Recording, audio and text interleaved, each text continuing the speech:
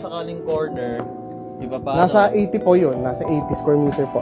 Pero yung down payment, parang mas mahal siya kasi in demand yung end units. Mas naman siya sa ibabayad eh. Basta naman po, ganun din po. Kumbaga po sa kotse, pag low down payment, no zero down payment, ibabayaran din naman yun.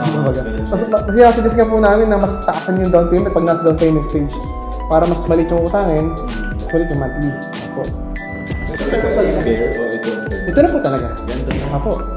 Titirahan nyo na lang. Apo. Ito turnover nito.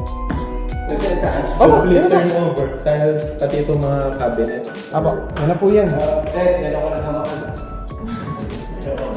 Sa mga bahay sir ngayon, walang ganito eh. Walang mga ganito pa. Oo. Parang meron, pero semento parang basic tiles lang. Apo.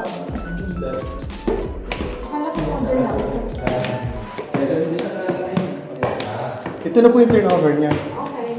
Yan.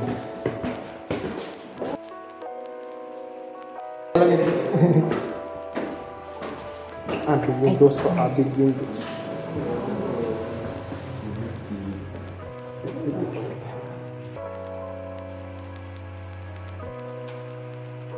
Kasi pag pinagsama po natin ang floor, halimbawa po it is 30, ganun po yan eh. Ang lote po yung nasa 50 plus ako. Apo. Kaya minsan tatanong po sila, bakit mas malaki yung floor kaysa sa lot? Kasi dalawa po yun eh.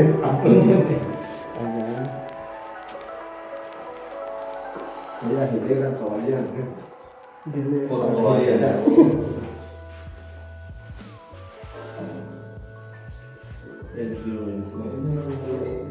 Kaso wala nang ending. Corner. Meron daw. Kaso mataas ang daw. Yung mga corner Handa ni sir po. meron pa. Meron pa sir, ito sir, kausap ko sa Sir Ray ngayon. If ever sir, may kukuha ko kayo, sigurado kasi pinapahold naman po namin sa per group namin. May isa po siya yung hinohold sa amin. Pero ang mahalaga naman sir dyan, kahit any unit muna, kung kukuha kayo ngayon, di pa kayo sure kung end or inner, ang mahalaga, i-reserve nyo kasi para hindi pag nagtaas kami ng presyo, hindi na kayo kasama dun sa tataasan ng presyo. Kasi pwede naman kayo lumipat eh. Gusto ko end unit na. Basta nakapasok na. Basta nakapasok na kayo doon, pwede din kayo mag-transfer. Basta magkano sa yung reservation? 15,000 po. Ano po, turong din po to? Apo, ano din po yan. Nakalak. Hindi siya nakalat. Apo, Di ba buksan? Hindi mo buksan. nakalap po. Baka ginagawa. Yung sir, tingnan niyo yung isa, yung inner, tingnan ko lang kung bukas. Kasi magkaiba po palagi ang ang floor area ng end at saka kasi yung bitana po niya, pag inner, wala pong bitana doon. Mag-iba po yung yan. Apo. Sana bukas.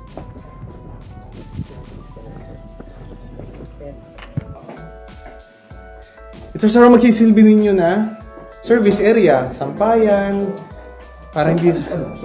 Opo. Service area. Pwede pong dirty kitchen din. Opo. Magiging ano na lang dito is yung... Kasi kung magluluto pa kayo dito, baka umamoy sa bahay po sa loob eh. Kaya nilagay doon, sink lang. Pwede pong dirty kitchen sa labas na. Para kung dito mapapalagay po ang ref, lagi eh. Dito po lagi may slot po diyan eh. Ref. Tsaka po hindi siya kaharap ng yung dining po niya, hindi niyo po kaharap dati po kasi kaharap ng dining yung paglabas sa CR. Ngayon hindi na po. Yung modelos pa namin maganda area eh. Pero yung nakalipat sa Ayos. Hindi maayos yung ayos. Pero magaling po architect ito, sir. Magaling. magaling na arkitekto. 60 by 60. Dito. Ayos. Laptop, TV pala. TV. Big. Wala po nasayang ng space. Dito. Drywall po, sir. Drywall po. Hindi po siya nasisira basta-basta. Yung mga division po natin is drywall. So, pwede nyo siyang tanggalin. Halimbawa, gusto nyo gawing 2 bedrooms lang. Kasama siya. Ay, ganito eh. Bakit may gamit?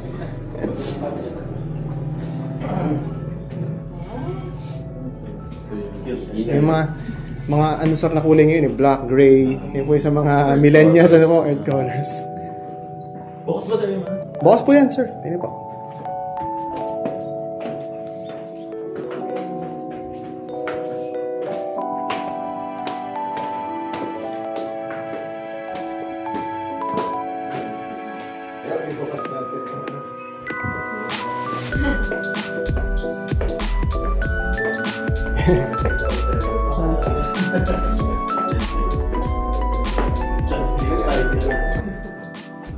Ayun sir, kahit inner siya, lahat ng kwarto may bintana. Ayun na nga. Nag-iba po yung kanyang floor plan dito. Ayan. Meron pa kayong family area dito na maliit. Nagawa nila. Ito, nagawa nila 3 bedrooms. Wala po nung lot area eh. Wala pa lang pong aircon ngayon kasi bagong gawa pa lang po, hindi pa na ano. Actually sir, wala pang model house. Ano to? Ang dami na sold agad. Kaya, Anong developer? paon. Stand alone po siya sir. Eco Verde po talaga. Kaya wala silang malaking patong sa tubo kasi hindi po dumaan ng subs. direkta. Opo, hindi po sila dumaan ng subs. Wala Dito, mga distributor na. kasi iba po, kinukuha pa yung mga materyales. Kung sino, dito po talaga na kinukuha. Kung Batangas din. Yan, mga bunk bed sir, pwede para gaming room, ganyan.